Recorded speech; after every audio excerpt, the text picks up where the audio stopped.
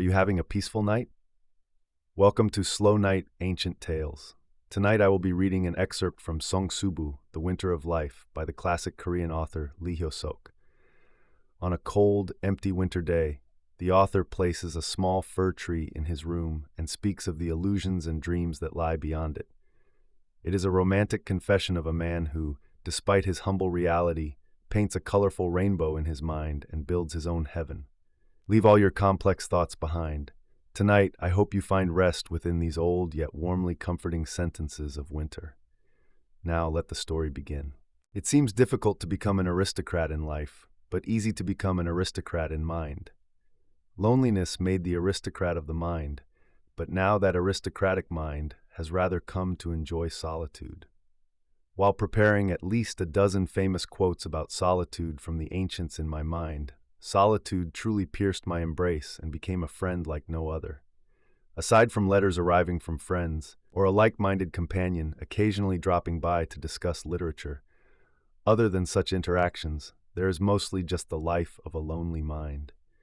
It is fine to imagine scenes of unwritten novels. There is a way to memorize useless foreign words, and one can even act friendly with an idle map. Painting arbitrary colors onto unseen landscapes is the freedom of the mind, so I tried arranging red and white houses on some street and erected a golden spire on the temple atop the hill. I tried changing it to a blue round tower, planting street trees of birch and aspen along the road again, and being able to feel the cold air and dazzling rays of light within it. I am immensely grateful for this beautiful privilege without equal. That finely colored place could be Pogranichnia.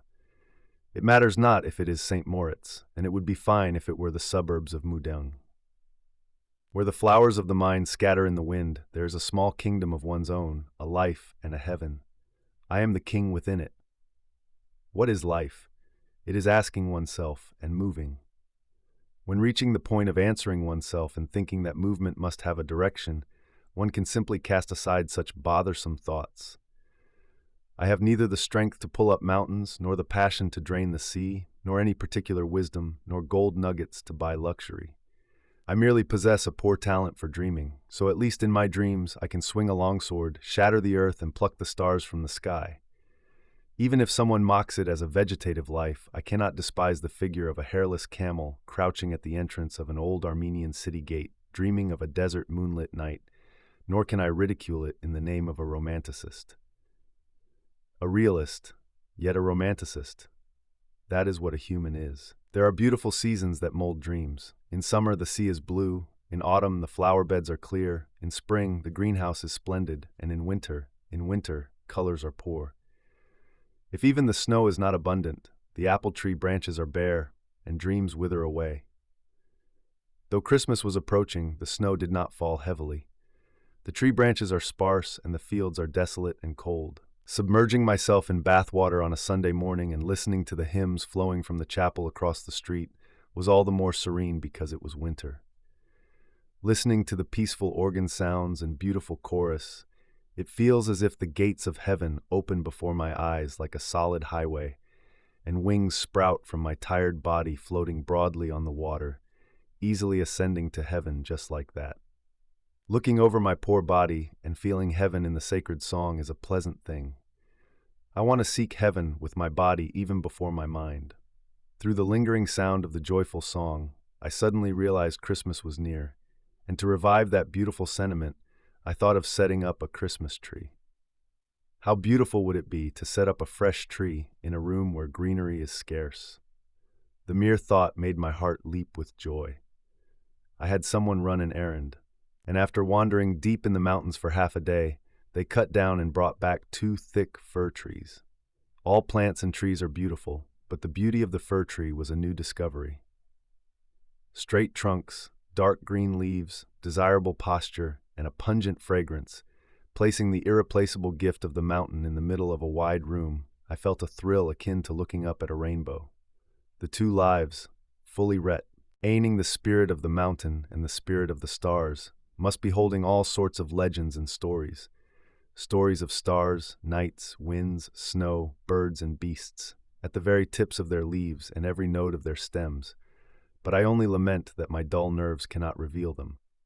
On Christmas Eve, a little snow fell, but not enough to cover the ground, melting as soon as it fell. What I started decorating from daytime went well past evening. Since my wife was busy with her own work and the child was too young to help, I laid my hands on it as my own solo creation. Just as I would think of an arbitrary novel, I liked creating it to suit my taste. The cotton spread over the leaves, of course, meant snow. The dangling golden bells were meant to represent the light of the sun, and the twinkling stars were meant to evoke the night in the mountains.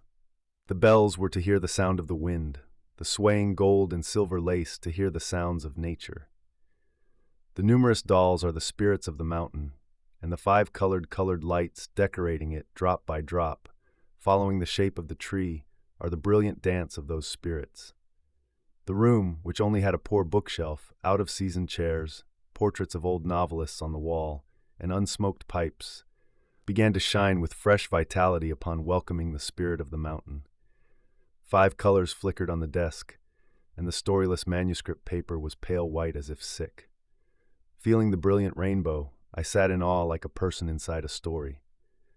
It is not only the Christmas tree and its colors that catch the eye, but the dream life beyond it that shimmers before the eyes.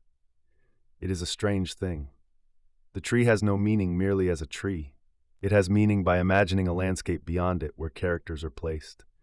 Reality takes on life by imagining a dream behind it. It is joyful to think of people even with the tree in front of me. It is not plants, but animals that are closer in connection after all.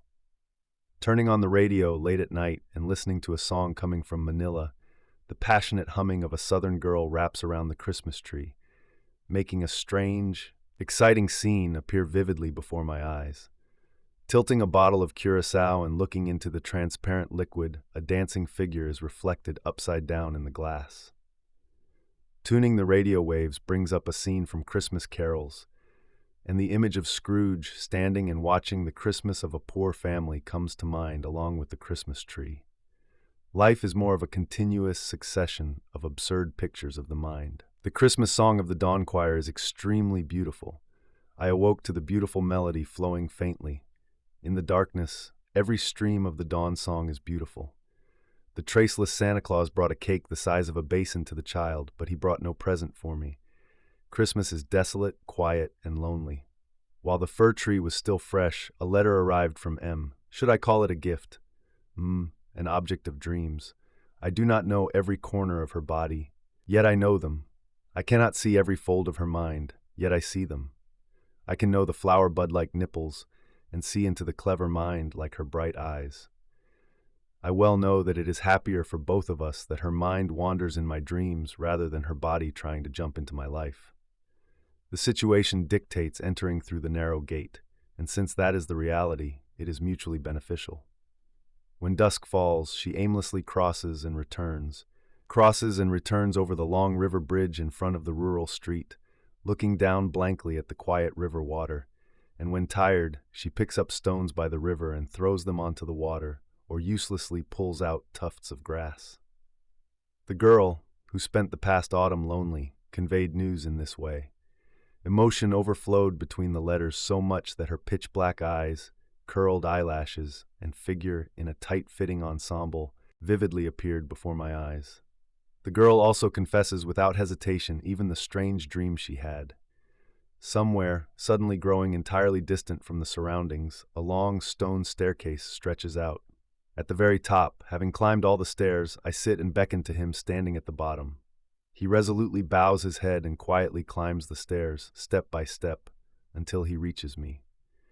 Reading it, I wonder if I too hadn't had such a dream at some point. Feeling an illusion where her dream and mine become intertwined, unable to judge whose is whose. It seems our thoughts are that deeply intertwined fold by fold. However, such appeals of dreams are excessively intense suggestions and stimuli for me. Just as when drinking curacao, what I only thought was sweet ends up fully intoxicating me as I repeat the glasses. Knowing I must be wary of this sweet magic, I unconsciously pick up my brush to write a reply. I cannot even grasp for myself how many folds my own mind has. It is not a single stem, but like the legs of an octopus, 10 strands, 20 strands. None of it is a lie, but a truthful heart. Is that what a person is? Replies came to replies, and I wrote replies to replies. There were many times I read letters under the tree. However, even without a letter, it does not mean there are no dreams, so even if the letters suddenly stopped, I was not sad. I think that if I were to see her objective reality and come into contact with it, I would rather feel disillusionment. Because I am lonely, the tree leaves are green and the colored lights are bright. A girl's heart is like the clouds in the sky. Appearing, vanishing, clearing, and clouding, it is similar to that in its constant lack of steadfastness. I occasionally see summer clouds in her letters, but I am never sad, and my mind remains as calm as a stone Buddha. I thought of leaving the Christmas tree up until its leaves withered and fell, until its fragrance flew away and disappeared.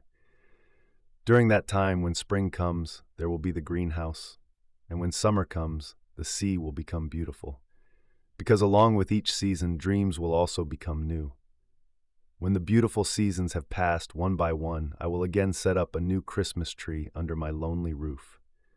I will decorate it with new letters. I will weave new dreams and read new letters. The winter of life shall shine. Our story for tonight has come to an end. I hope that even on the bare branches of winter, your own tender dreams and imaginations will bloom abundantly. Thank you for staying here with me tonight. Keep a warm little light shining in a corner of your heart, and now, drift into a deep and sound sleep. Good night and sweet dreams.